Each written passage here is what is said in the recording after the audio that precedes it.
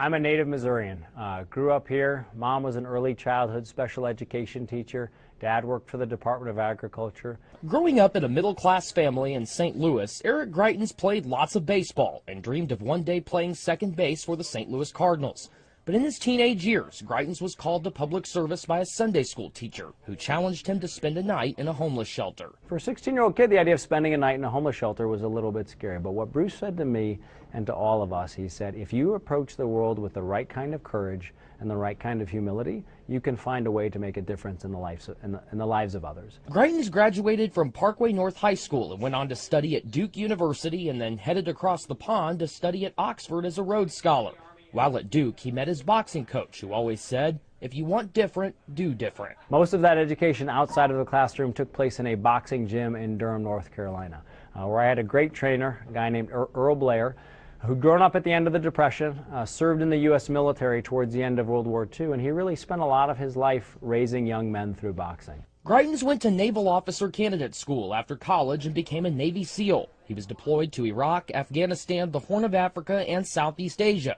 While serving, Greitens was always on the verge of making the ultimate sacrifice for the country. On March 28, 2007, my team was hit by a suicide truck bomb.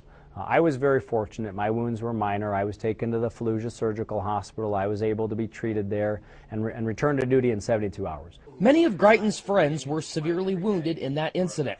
That motivated him to start the Mission Continues, a nonprofit which helps veterans reintegrate themselves into the community through public service. We've had over 100,000 volunteers who've come out, who've joined us on this mission to help our veterans come home and live lives of purpose and dignity and meaning again. Greitens and his wife Sheena hope they will be raising their young family for the next few years in the governor's mansion. When I look at my son, who's 21 months, and I think about my son who's going to join us in about 45 days, I think they deserve to have leaders who care about them. They deserve to have leaders who are willing to fight for them and to fight for kids all over Missouri, and that's why we're doing this as a family. Greitens says if Missourians want different, they need to pick different leaders. My opponents combined have been in over 20 different elections.